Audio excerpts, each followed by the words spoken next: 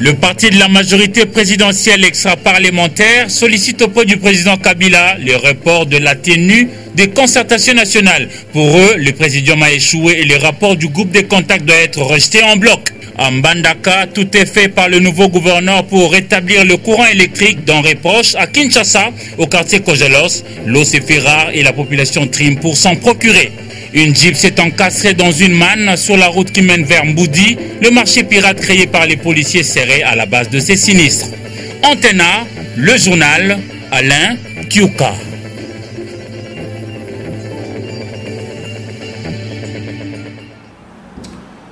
Bienvenue à cette grande édition dominicale du Journal TV sur Antena. Madame, Monsieur, bonsoir et merci surtout d'être avec nous ce soir. Un invité dans ce journal, il s'agit de Eddie Kapoukou, marketing manager de RTL. Avec lui, nous parlerons de la nouvelle promo RTL Frappe encore. Bonsoir. Bonsoir, monsieur. Madame, Monsieur, encore une fois, bonsoir. Nous commençons ce journal par cette dépêche. Les léopards de la République démocratique du Congo évoluant au pays, les joueurs locaux devraient être reçus par les Lions indomptables du Cameroun ce dimanche 25 août 2013. Malheureusement, le match n'a pas eu lieu. La formation de la RD Congo a quitté Kinshasa aux environs de 8 h ce matin. Et ce soir, ils se sont entraînés. Ainsi, la rencontre Cameroun-RDC comptant pour la manche aller qualificative du championnat d'Afrique des Nations Afrique du Sud 2014 va se jouer demain, lundi 26 août, à 15 h 30 au stade Oundé Adja de Garoua, au Cameroun. Le ministère britannique des Affaires étrangères a annoncé dimanche avoir retiré son personnel basé à Goma, ville de l'Est de la République démocratique du Congo, à proximité de laquelle des affrontements opposent des rebelles du M23 au FARDC depuis le milieu de la semaine. Notre personnel a reçu instruction de quitter la zone dans la nuit de samedi à dimanche par mesure de précaution, a déclaré à l'AFP le porte-parole du Foreign Office à Londres. Le ministère n'a pas précisé le nombre de personnes concernées, mais il s'agit d'un très petit nombre, selon la même source, ajoutant que Londres disposait d'un bureau de représentation à Goma, chef-lieu de la province du Nord Kivu. Eux demandent le report de la tenue des concertations nationales. Il s'agit des partis politiques de la majorité présidentielle extra-parlementaire qui exigent en outre le respect de 30% de la représentativité des femmes. Pour ces partis, à savoir UDS, RCR, FPDC, PUSIC, PLDC, RNR, APR, CODEP et consorts, le présidium a échoué et le travail du groupe de contact doit être rejeté en bloc. Leurs propos ont été recueillis par Eric Izami et Sylvain Kapoukou. Entendu que le présidium de concertation nationale n'a entrepris aucun effort pour obtenir la participation de tous les partis politiques, y compris toutes les tendances de l'opposition, en vue de conférer le caractère inclusif à ce forum. Faisons la déclaration politique dont la teneur suit. Primo, demandons au président de la République, chef de l'État, son Excellence M. Joseph Kabila Kabange, en sa qualité de garant de l'unité nationale et l'unique initiateur des concertations nationales, de rejeter en bloc le rapport du groupe de contact mis en place par le Présidium en violation de l'ordonnance présidentielle créant les concertations nationales. Secondo, réclamons le report des concertations nationales à une date ultérieure afin de réunir toutes les conditions pour une participation inclusive des acteurs politiques congolais et une meilleure représentation des couches sociopolitiques nationales, tout en mettant l'accent sur une forte présence des délégués provinciaux. Tertio, exigeons la nomination dans l'entretemps d'un facilitateur congolais neutre, choisi par les personnalités nationales en vue de préparer dans la sérénité les concertations nationales pour la simple raison que le Présidium a échoué. Quarto, nous opposons à la marginalisation et à l'exclusion de certaines couches sociopolitiques du fait du clientélisme avéré du Présidium en faveur des partis politiques et des organisations acquis à leur cause. Quinto, invitons le Président de la République, chef de l'État, Son Excellence M. Joseph Kabila Kabange, en sa qualité d'autorité morale de la majorité présidentielle, à veiller à la participation sans exclusive de tous les partis politiques signataires de la charte de la majorité présidentielle aux concertations nationales. Sixto, insistons enfin sur le quota de 30% qui doit être réservé aux femmes congolaises par chaque composante aux concertations nationales.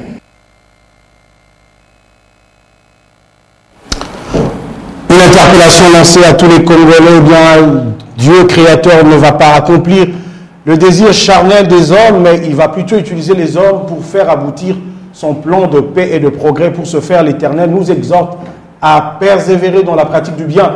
C'est le message livré par le pasteur Jean-Pierre Monganza lors du culte de ce dimanche 25 août au Centre communautaire chrétien pour l'adoration Angalema. Encore une fois, Eric Izami, Blaise Munda. Dimanche, jour du Seigneur, le fidèle chrétien en nombreux fait le déplacement du Centre communautaire chrétien pour l'adoration au quartier Macampagne Angalema. L'officiant du culte, le pasteur Jean-Pierre Monganza, a planché sur la nécessité de persévérer dans la prière et surtout dans la pratique de la volonté de Dieu pour réussir dans la vie. Quand quelqu'un n'a pas un objectif dans la vie, eh bien, sa vie n'aura pas de sens. La vie n'a de sens que quand on a un objectif qu'on vise. Vous dites que les Congolais diront qu'ils ont beaucoup prié. Mais tout à l'heure, c'était l'objet de notre prédication, de persévérer. Comme un amant à qui on avait demandé de se jeter 7 fois dans les eaux du Jourdain. On n'a pas dit une fois, pas 2 fois, mais 7 fois. Le peuple congolais exige la paix, gage de tout développement, mais selon les serviteurs de l'Éternel, une équivoque doit être levée pour obtenir le succès. L'objectif, c'est Dieu qui nous le fixe. Donc l'homme sur cette terre doit réaliser qu'il est là pour accomplir non pas ses objectifs à lui, mais pour accomplir les objectifs que Dieu s'est fixés à atteindre au travers de lui. Les cultes a consacré un temps spécial pour la prière des enfants pour qui les grandes vacances touchent petit à petit à la fin. Que Dieu leur accorde sécurité, sagesse, santé et intelligence pour arriver à relever un jour le défi de la nation. L'essentiel du message que vous avez donné aux enfants de Dieu aujourd'hui. Chose promise, chose due. 4 jours seulement après son investiture, le gouvernement provincial de l'Équateur a mis à la disposition de la direction provinciale de la SNEL, ville de Mbandaka, 25 tonnes de matériels électriques. Il s'agit notamment des câbles moyenne tension, aériens et souterrains, de luminaires et inverseurs. Ce lot important de matériel fera passer plusieurs quartiers, il faut le dire, de Mbandaka, de l'obscurité à la lumière. Solange Kolepembele, reportage. L'électrification de la ville de Mbandaka devient de plus en plus une réalité. Comme promis dans son discours programme le 14 août 2013 devant les députés provinciaux, le gouverneur de l'Équateur, Louis-Alphonse Koya-Gallo, vient de doter sa province de 25 tonnes de matériel électrique. Son déchargement à l'aéroport de Mbandaka a eu lieu le 18 août dernier sous l'œil témoin du directeur provincial de la SNEL ville de Mbandaka, Denis Tukuzu, et du ministre provincial de l'énergie, mines et hydrocarbures, Yves Kouloufa. Nous venons de recevoir un lot de matériel venant de la SNEL. C'est du matériel qui a été obtenu à la demande pressante de son Excellence Monsieur le Gouverneur pour pouvoir électrifier la ville de Mbandaka. Nous venons de recevoir effectivement 25 tonnes de matériel électrique composé de câbles moyenne tension, composé de luminaires, c'est-à-dire d'ampoules pour refaire l'éclairage public, composé d'un transformateur que vous pouvez voir ici derrière, et composé de divers matériels électriques. Pour la population qui a accompagné le cheminement de ce matériel de l'aéroport jusqu'à la direction provinciale de la SNEL ville de Mbandaka, Louis-Alphonse Koya-Gallo est un homme de parole. En tout cas, je suis très content. L'excellence Koya-Gallo est un homme de parole. Quand il parle, il réalise. Il n'a même pas besoin de promesses de démagogie, tout consort. J'ai dit que j'ai accompagné cela. J'ai accompagné cela pour l'amener là où on se. Notons que cette acquisition permettra à la ville de Mbandaka, première étape de ce projet d'électrification, de passer d'une capacité installée de 1750 kVA à 2750 kVA. Ainsi, tous les quartiers populaires seront donc desservis, à savoir Basoko, Ikongo-Assa, Air Congo, Mbandaka 1 et 2.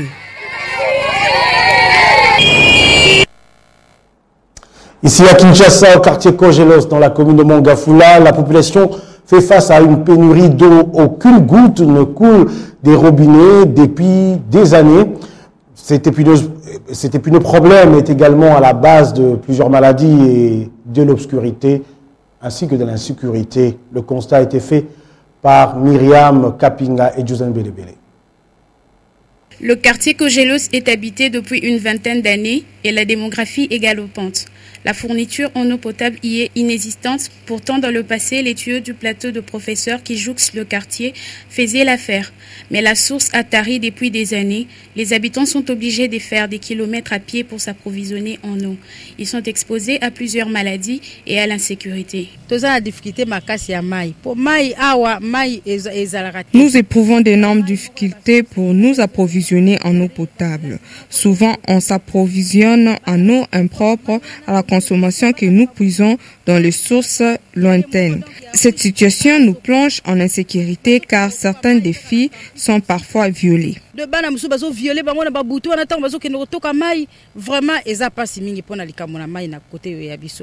L'eau, c'est la vie, mais elle semble avoir quitté le quartier Kogelos au point que ses habitants ont lancé leur SOS aux autorités compétentes. Mais nous se demandons, c'est facile, qu'ils nous mettent dans nos droits. Nous devons, même si vous construisez dans une forêt quelque part, normalement les autorités doivent vous alimenter en énergie électrique et en eau. Mais dans le quartier, un grand quartier comme ça, habité par les grands professeurs, habité par les intellectuels, mais nous, on n'a jamais eu de l'eau, je ne sais pas, ou on nous oublie carrément, ou je ne sais pas qu'est-ce qui se passe. Espérons que leur cri de cœur sera entendu.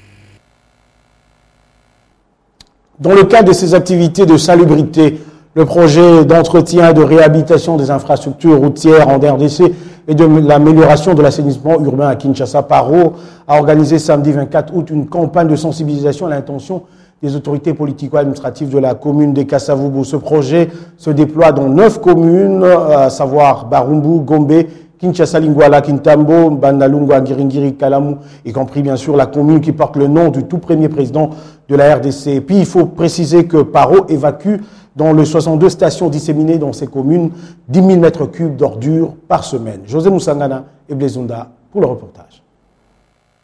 Le projet d'entretien et de réhabilitation des infrastructures routières en République démocratique du Congo et de l'amélioration de l'assainissement urbain à Kinshasa fait de la salubrité de la capitale son véritable cheval de bataille. Voilà qui justifie cette campagne d'assainissement à l'intention de notables et autorités municipales de la commune de Kasavubu.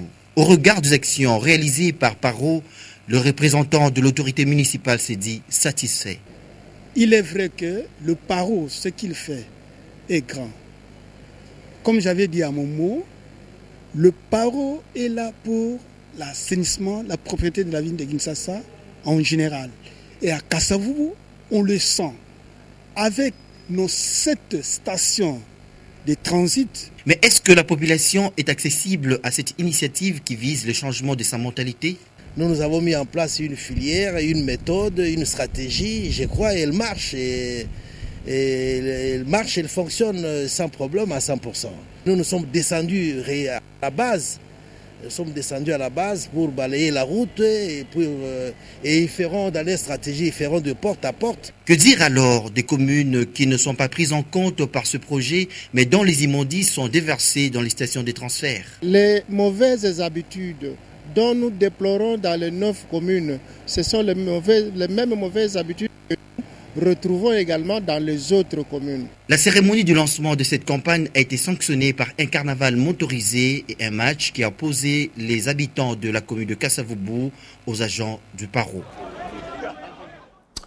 Un accident de circulation routière s'est produit ce dimanche dans la matinée sur la grande artère qui mène au quartier Mboudi dans la commune de Mongafula. Une Jeep de marque Ford Expedition a percuté de plein fouet un camion MAN se trouvant en mauvais stationnement. Selon des témoignages recueillis sur place, l'excès de vitesse sera à la base de cet accident.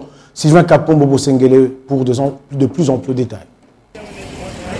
À chaque jour qui passe, la capitale Kinshasa est appelée à enregistrer un nombre important des accidents de circulation routière. Tel est le cas de celui produit ce dimanche 25 août autour de 5 h du matin sur la route qui mène vers Moudi dans la commune de Mongafula. Il s'agit d'une Jeep de marque Ford Expedition en provenance d'une fête de mariage dont le conducteur faisant la folie au volant a fini sa course par percuter un gros véhicule MAN stationné dans les environs. Selon les témoins, les causes de cet accident sont divergentes. Des petits journées-là, nous voyons boire ou conduire. Quand on a bu, on doit quand même savoir régler ce sentiment. Aussi le temps que vous pouvez devant les ce qui se fait le matin, et à l'origine aussi des l'ivresse. D'autres habitants du quartier estiment que ces drames seraient dus au marché pirate créé par les souciates de la police pour en faire son gagne-pain quotidien. Les policiers qui cherchent à ce que les véhicules soient stationnés ici. Si vous montez 5 grands véhicules comme ça, si vous vous demandez, ils sont là pourquoi? Ils payent parfois 3 000, 4 000 par nuit. Donc la police sur place, ils se recrutent. C'est un problème de sécurité. N'est-ce pas que la création des parkings illicites a été interdite par le gouverneur de la ville? C'est ici l'occasion de mettre en application cette décision de l'autorité provinciale en vue d'éviter ces pareilles circonstances au quartier CPA Mouchi dans la commune de Mongafula.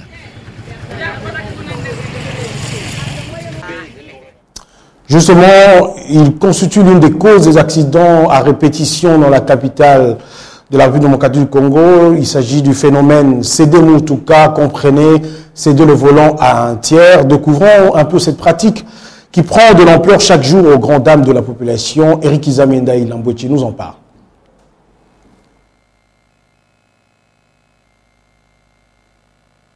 Une pratique courante dans les milieux de chauffeurs de taxi et taxibus pour le transport en commun, qu'au céder Mutuka, entendez, céder les véhicules ou la voiture. Cette expression est le plus souvent utilisée par ces professionnels de transport. Bon, qu'au céder Mutuka, ils ont un problème à gravité. Céder les véhicules à son copain n'est pas un problème, mais seulement celui-ci doit les garder en bon état. L'avantage pour nous chauffeurs, c'est de protéger le corps. Elle exprime la réalité qui veut qu'un chauffeur cède momentanément le volant à un de ses amis également conducteur de véhicule quand celui-ci a déjà totalisé les montants de son assignation journalière à l'insu du propriétaire du véhicule. Cela est aussi possible lorsque le chauffeur attitré observe son temps de pause à midi au lieu de garer le taxi ou taxibus en stationnement. Il préfère le céder à un ami par solidarité. Il n'est pas bon qu'on cède sa voiture. On ne sait pas l'esprit de l'autre chauffeur.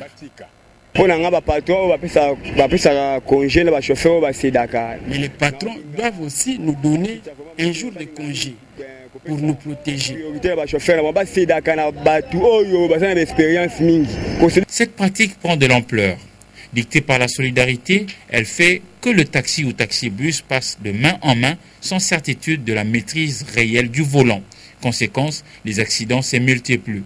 Les pannes sont signalées chaque jour au détriment de propriétaires.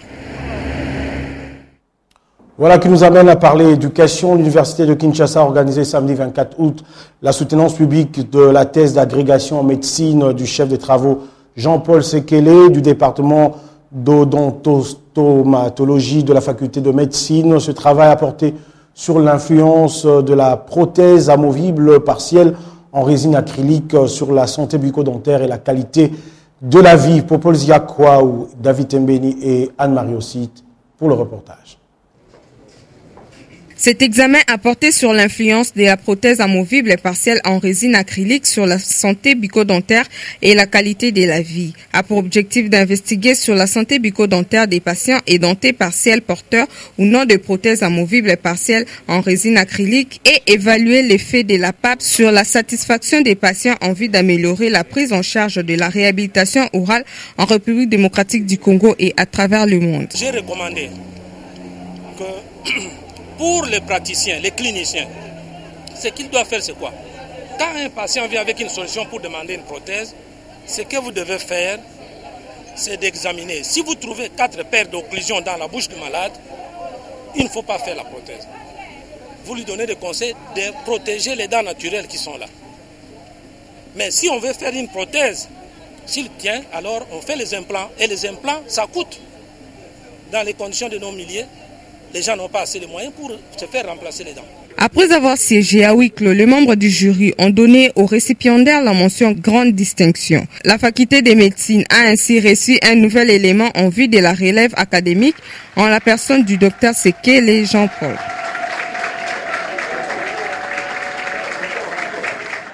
Voilà, comme annoncé en début du journal, je reçois Eddy Kapoukou, le marketing manager de RTL. Encore une fois, bonsoir. Bonsoir, monsieur. Alors, chaque fois que RTL vient sur notre plateau, c'est pour annoncer de bonnes nouvelles.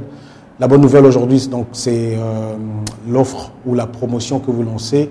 RTL frappe encore. En quoi consiste cette nouvelle offre? Comme vous venez de le dire, c'est une bonne nouvelle. RTL frappe encore. C'est dans notre émission d'émerveiller le consommateur congolais, la téléphonie mobile.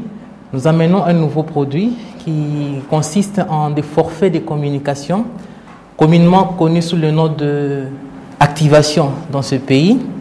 Et la particularité de l'offre que nous venons de lancer est qu'il y a une innovation, c'est qu'en une seule activation, vous avez en même temps des appels, des SMS, Internet gratuit, ainsi qu'un tarif préférentiel vers les autres réseaux. Ah, d'accord. Alors, comment accéder à cette nouvelle offre? Alors, pour accéder à cette offre, il faudrait juste, à travers le SMS, envoyer le montant de l'activation que vous voulez faire à un numéro court, en l'occurrence le 707. Et pour donner un exemple... Le 707. Oui, 707. Et pour donner un exemple, si vous voulez par exemple activer le forfait de 50 unités, vous n'allez qu'aller dans le menu SMS, écrire 50 et l'envoyer au 707. Ouais. Toutefois, il y a un deuxième mode d'activation qui est l'activation directe que nous connaissons si bien. Il suffit de taper étoile 707 étoile le montant de l'activation, dièse et puis yes, et vous bénéficiez des appels. Et il n'y a pas de problème parce qu'avec l'activation 303, je crois, à 2 fois on vous répond, votre requête n'a pas abouti. Est-ce que vous avez pris toutes les dispositions pour que ceux qui vont vouloir accéder à cette nouvelle offre le fassent sans beaucoup de difficultés? Effectivement, les dispositions ont été prises parce que lorsqu'RTL lance une offre, avec la présence sur ces plateaux, c'est que nous avons les doubles de la capacité requise pour prendre en charge toutes les requêtes que les abonnés peuvent envoyer vers les 707. Et là, c'est toujours dans notre émission d'émerveiller le consommateur. Alors, la durée de cette nouvelle offre? Cette offre a une durée indéterminée. Comme nous le savons très bien, RTL est une entreprise très dynamique qui apporte toujours la réponse aux besoins des consommateurs de la téléphonie mobile au Congo. Et comme nous le savons très bien, c'est depuis plus de 12 ans que nous sommes en train de confirmer notre leadership dans les secteurs de téléphonie mobile. C'est que aussi bien que l'offre est indéterminée, chaque fois que les marchés les demandera ou chaque fois qu'on aura des produits innovants, nous serons là pour les présenter sur ces plateaux. Est-ce que vous avez déjà mené des études pour savoir un peu quel est l'impact social réel lorsque vous lancez ce genre d'opération, ce genre d'offre? Évidemment, RTL étant le numéro 1 de la téléphonie mobile, nous prenons soin de mener des études du marché dans ce sens-là pour toujours apporter la solution nécessaire aux problèmes posés dans la société. Et particulièrement pour les offres que nous lançons, ces offres permettent d'optimiser les budgets des communications. Et nous savons très bien que bientôt c'est la rentrée scolaire. Classes, ouais. Et cette offre ici vient répondre aux problèmes de budget posés par les parents, mais non seulement répondre aux problèmes de budget, mais aussi apporter une solution aux élèves en ce qui concerne la communication avec leurs amis et même aux étudiants pour des recherches scientifiques parce que la partie Internet gratuite que nous offrons via ces forfaits permet d'aller sur Internet et trouver tout ce qui est à la page et à jour en ce qui concerne les découvertes. Je vais revenir à vous tout à l'heure. L'association des femmes dans les sports à Ouissa a organisé une série d'activités sportives. Question de permettre de valoriser les athlètes féminins. La clôture a eu lieu samedi 24 août au stade de Martyr. Déjà, c'est notre page sportive. Premier reportage avec Ndaye Ilambouech. 32 disciplines sportives pratiquées par les femmes de la RD Congo ont clôturé la Journée internationale de la femme africaine. En effet, l'association des femmes dans les sports à section RDC a donné l'occasion aux athlètes féminines de démontrer leur talent. Cette association vise la considération de la femme sportive de la RD Congo. Quelques disciplines ont été démontrées. Les manifestations d'aujourd'hui, comme vous l'avez vu, a attiré beaucoup de femmes. On a même cru que le sport féminin était complètement pour ne pas dire l'activité était morte. On s'est rendu compte que les femmes, vous les avez vues nombreuses aujourd'hui, répondre à l'appel, démontrer ce qu'ils sont capables de faire. On a pu remarquer qu'il y a une égalité entre ce que les hommes peuvent faire et ce que les femmes peuvent faire aussi. Ceci devra interpeller le gouvernement pour qu'il puisse mettre un temps, pour qu'il puisse, je voulais dire, apporter un plus, soutenir les femmes et voir comment on peut à l'avenir, encore une fois, comme on l'a fait jadis. Elles sont femmes et donc mères. En organisant cette série d'activités, ces Congolaises gardent une pensée pieuse à l'égard de leurs sœurs de la partie Est victimes de toutes sortes de violences inexpliquées. À l'autorité de les soutenir pour que Awissa ramène les activités sur le sol de Goma et ses environs.